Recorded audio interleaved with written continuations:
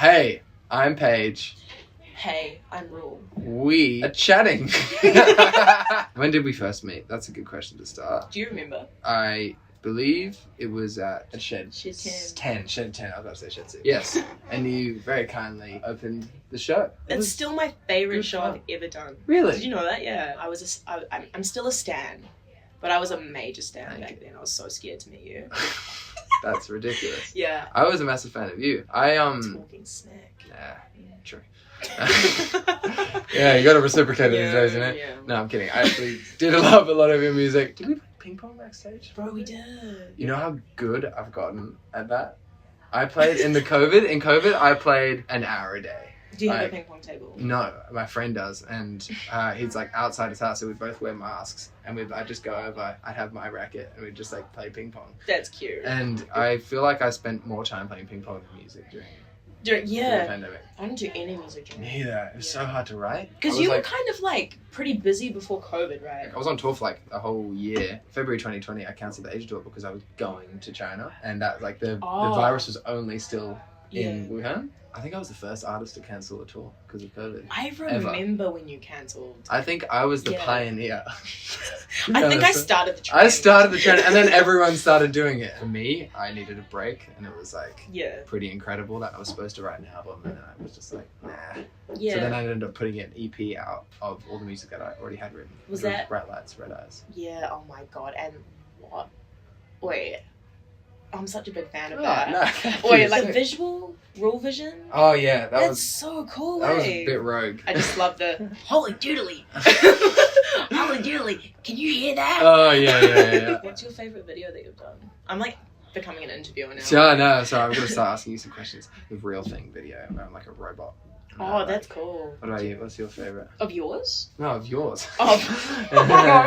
I did like a video for this song called Miles Away, and my boyfriend filmed it. And that's it was cute. like... Is it like a, kind of lovey-dovey? No, it's like not. POV? Well, it's funny because it's a collab with this guy named Ant Saunders. Yeah. My boyfriend just kind of filmed it in like my room. He did all these cool lights and stuff, and it came out quite nice. Lovely. Did you do a video for California? Was that? No.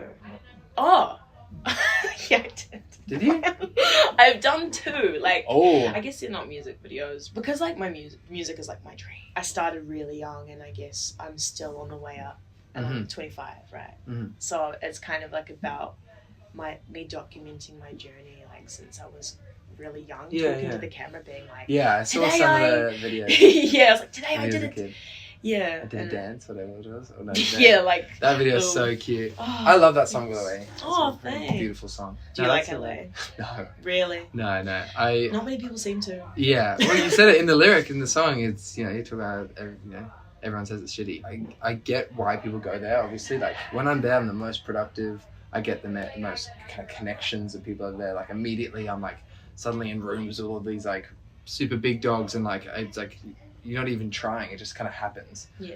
And then, but you're just constantly working. It's like everything feels like work. Even if you're going out for a drink with a friend, you still feel like it's like a transactional thing. Like everything kind of feels like, give and take. Like networking. Yeah, exactly. And I just can't stand that for more than, a month at a time. Like I spent 3 months there and I got so sad. I was just doing sessions every single day and trying to finish an album, and then I already kind of wrote an album at home just by myself, like in COVID, and it was all super like depressing, like alternative sort of like really rough stuff, and I was like, this is like what I like to do, and I played it to the big guys over in LA at the label, and they were just like, oh, like we don't think this is it, and I was like, I know, like it's very rough, and they're like, nah, but like we don't think this is it, and I was like, okay, like I know that, like I know that this isn't it, but like I don't know, it was a bit of like a disheartening thing, and so I had to kind of start again, and so I'm happy that I did start again because I'm really proud of the album now. That's interesting to hear that kind of happens to you.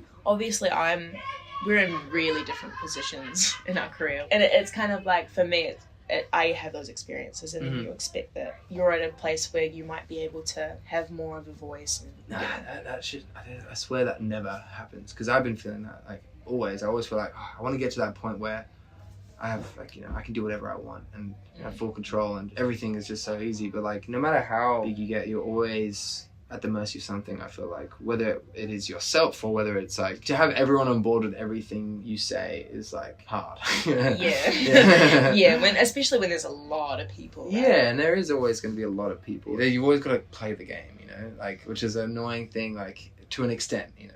Yeah. Obviously there's people who play it too hard and they like selling out.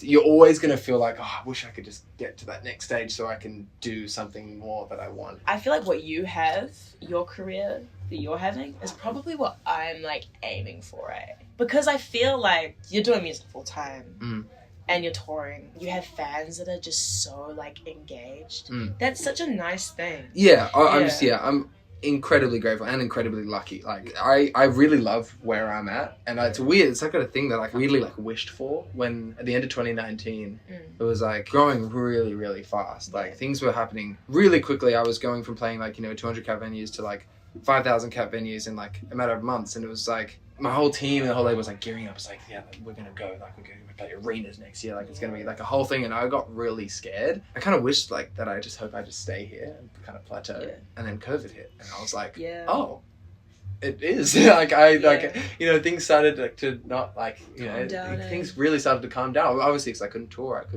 wasn't putting out music. So I guess I kind of got what I wished for in a weird way. You know what was really nice about meeting you for the first time was because I guess I'd met all these other celebrities and like they have a sense of normality, but then they don't.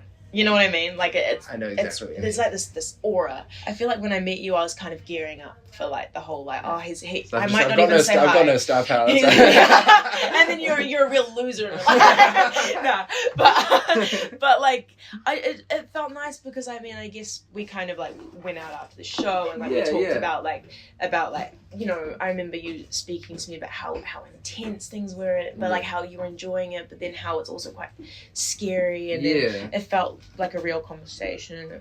I guess it was also real fascinating to watch. I feel like I'm the least intimidating dude, and I kind of am embarrassed by that. I wish I was a bit more intimidating. You're a little bit. What? It's the height. That's but that's the thing. I'm 6'5". I'm fucking, you know, I'm a reasonably large dude, and no one is intimidated by me. Like, you need to be a little bit more like Storm. Yeah, exactly. I'm the least confrontational person you ever meet. Like, really? Yeah. Oh, I hate confrontation. Like, it took me like working until I was 16 to be able to like ask for a napkin at a restaurant, like that sort of thing. I think you have to learn to be when you're like doing music, eh? I Which know. is hard. It's hard. Well, do you feel like that? Do you feel like you can be confrontational, like, you know, to get what you want? You know what's funny is I was really like not into conflict. Not like I don't know who's into conflict, but like I'm not. Yeah. I was like, I'm a people pleaser, and then I think something changed in me, and I was just like, look, I'm gonna tell you how I feel about it.